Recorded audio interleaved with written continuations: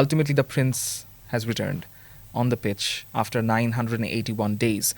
So এখন হচ্ছে একটু আমরা আনচার্টেড টেরিটরিতে যাইতে চাই, যে অলরেডি ব্রাজিলের একটা আইডেন্টিটি দেখা যাচ্ছে এখানে, কিন্তু এই আইডেন্টিটির মধ্যে নেইমারকে আপনি কিভাবে ফিট করবেন given is injury trodden time he spent outside, given এই 3টা ম্যাচে ব্রাজিল যেভাবে পারফর্ম করলো, নেইমার যখন মাঠে নামলেন তার ইম্প্যাক্ট বিচারে, how does Carlo Ancelotti fit Neymar into this team? একদম অপ্রিয় সত্যি কথা বলি, Carlo Ancelotti doesn't have to fit Neymar into this team. This team is fixed, যেটা আমি প্রথমেই বললাম যে আনচেলত্তি ফ্রেন্ডলিজগুলা এবং প্রথম 2টা গ্রুপ স্টেজের খেলায় সে তার টিম গুছায় নিছে। এবং আপনি যদি আমাকে বলেন যে ব্রাজিলের এই কারেন্ট টিমটাতে কোন নামটা আমি সবার আগে টিম শিটে লিখবো, এটা ভিনিসিয়াসও হবে না, এটা রাফিনিও হবে না, এটা নেইমারও হবে না। At this point in time it will be Matheus Cunha, এবং ওই জায়গাতে নেইমারের খেলতে হবে। সো আমার কাছে এই একটা পিস অফ দ্য পাজল ব্রাজিলের ফরওয়ার্ড, মিডফিল্ড অ্যান্ড ডিফেন্স 3টা জায়গাকে একসাথে ধরে রাখছে। কিভাবে ধরে রাখছে? ও যখন ফলস লাইন পজিশন থেকে মিডে আসতেছে, এটা একটা কমন প্রবলেম ব্রাজিলের, আমি শুরুর আগ থেকে বলে আসতেছি যে ব্রাজিলের মিডফিল্ডে দে আর গেটিং আউট নাম্বারড। খুবই সিম্পল একটা প্রবলেম, কিন্তু এটাতে কিন্তু মেজর ট্যাকটিক্যাল আপনার মাস্টার মাইন্ড হওয়ার দরকার নাই। আপনি যদি 4 জনের সাথে 2 জন মারামারি করতে নিয়ে যান, স্কুলে গ্যাঞ্জাম করছেন না, সো 4 জনের সাথে আপনি 2 জন নিয়ে গ্যাঞ্জাম করতে যাবেন না, আপনি 4 জনের সাথে 8 জন লয়ে যাবেন, নাহলে বাস নিয়ে যাবেন। সো বাস নিয়ে তো ফুটবল খেলতে পারবে না। সো এই জন্য এই আউট নাম্বারের ব্যাপারটাকে নালিফাই করতে হবে।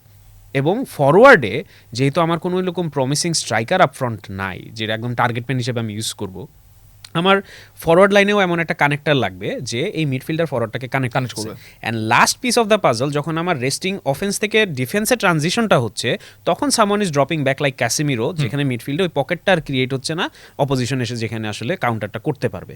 সো আপনি একটা প্লেয়ার দিয়ে literally connecting 3 departments all together. And Matheus Cunha ছাড়া এইটা ব্রাজিল টিমে কারেন্টলি আমার মনে হয় আর কোনো প্লেয়ার করতে পারবে না। ইগর থিয়াগো পারে নাই, এনরিককে সুযোগ দেওয়াই হবে না, obviously he is a very natural number 9, so ওই ডিফেন্সিভ বা মিডফিল্ড শিফটগুলো দিবে না।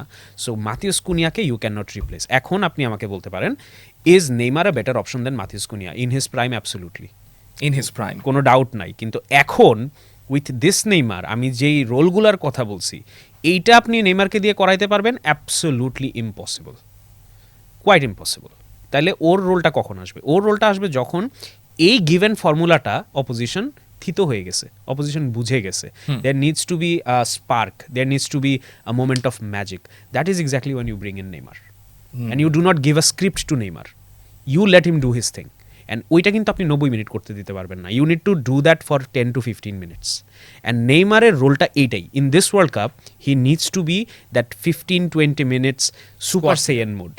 এবং এইটা ছাড়া আসলে ট্যাকটিক্যালি আপনি নেইমারকে একটা পিস অফ দ্য পাজল করবেন, আমার মনে হয় সেটা কাজ করবে না।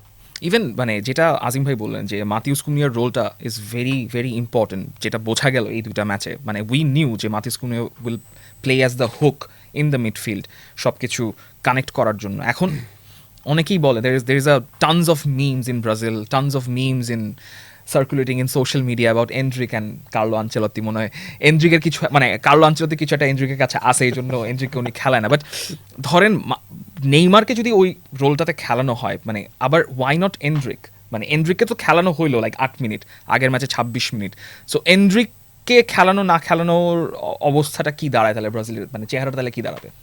আসলে ব্যাপারটা হলো না, নাম্বার 9-এর যে পজিশনটা, সেখানে কিন্তু ব্রাজিলের এই ওয়ার্ল্ড কাপ অনেকগুলো প্লেয়ার ইনফর্ম প্লেয়ার আছে। Endrick was very much inform, মানে সে যে ক্লাবে যেরকম পারফর্ম করেছে, মানে আমি বলবো যে ভালো ফর্ম নিয়ে এখানে আসছে। ম্যাথিউস কুনিয়াও তার ক্লাবের হয়ে বেশ ভালো ফর্মে ছিল। নেইমারের কথা বলা যায়, সেই লাস্ট ম্যাচে কিন্তু সান্তোসের হয়ে বেশ ভালো ছন্দে ছিল before he got injured. So সব কিছু মিলে যেহেতু একটা টিমের একটা সেট আপে যখন আপনার, বিশেষ করে এটা আমাদের বুঝতে হবে যে group stage is now over, now every match is the knockout match. হ্যাঁ, এখন আপনি মানে এটা রাউন্ড অফ 32, আপনি কার সাথে খেলতেছেন বা অপোনেন্ট কি, মানে ওয়ান সিলি মিস্টেক ক্যান মানে entire collapse your entire system or the tournament plan.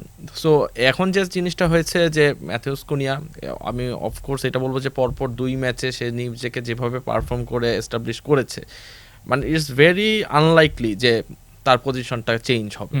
R Neymar আমি মানে টুর্নামেন্ট শুরুর আগে থেকে একটা কথা বলতেছি এবং আমি স্টিল এটা বিলিভ করি, নেইমার এই ওয়ার্ল্ড কাপে ব্রাজিলের একটা show piece player. Brazil can not afford him to play the entire 90 minutes or start মানে events getting him in the starting 11। যদি কারণ নেইমার আমি যদি মানে গতকালকের ম্যাচটা বাদ দিলাম যে 15 মিনিটস যে হি প্লেড, মানে তার আশাটা ওয়ার্ল্ড কাপটা এই ওয়ার্ল্ড কাপটা একটা কমপ্লিট সাইকেল করেছে আমার কাছে মনে হয়েছে তার খেলাটাই। বিকজ এই ওয়ার্ল্ড কাপে আমরা কি দেখতেছি, মানে আমরা যদি বলি যে এই ওয়ার্ল্ড কাপে আমরা কি দেখি নাই সেটা হবে question. We so lots of goals from Messi, Cristiano also off the mark in the next match. Mbappe is scoring, Haaland is scoring, Mo Salah is scoring. আপনি একটা নাম আপনি নিতে পারবেন না যার কাছ থেকে আপনি যে এক্সপেকটেশন ছিল। এই ওয়ার্ল্ড কাপটা has been very entertaining since everyone is scoring. Everyone is happy. আমি বলবো যে everyone is happy because মানে he is supporting, মানে he is delivering for his সবার আইডলরা ডেলিভার করে, সবার আইডলরা ঘুম না হওয়া সার্থক। এটা একদিকটা বিষয় আছে। সো নেইমারের বিষয়টা হলো Neymar of course it's a good sign যে সে মাঠে ফিরছে এবং ওয়ার্ল্ড কাপটা কমপ্লিট হয়েছে। People wanted him to see on the pitch and on the field and he actually came back. এবং আমার কাছে মনে হয় যে নেক্সট ম্যাচগুলোতেও ব্রাজিল সিমিলার ওয়েতে খেললেও মানে করেন যদি এখানে যদি নেইমারকে আপনি ফিট করতে যান, it will be against the মানে the kind of play the Brazil is playing. এবং এখানে মানে নেইমারকে যদি আপনি লম্বা সময়ের জন্য ফিট করতে যান, বিশেষ করে যে kind of fixtures they will have in the coming days, so it will মানে এটা একটা মানে সামনে একটা বড় ডিজাস্টারও হইতে পারে।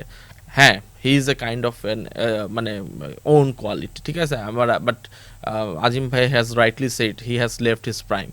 মেসি, রোনালদো, নেইমার একসময় আমরা অনেক তর্ক করেছি একই ব্র্যাকেটে, হ্যাঁ ব্র্যাকেটে করছি, বাট আমার মনে হচ্ছে এই ব্র্যাকেটটা এখন রোনালদো মেসি পর্যন্তই একটা ব্র্যাকেট হওয়া উচিত।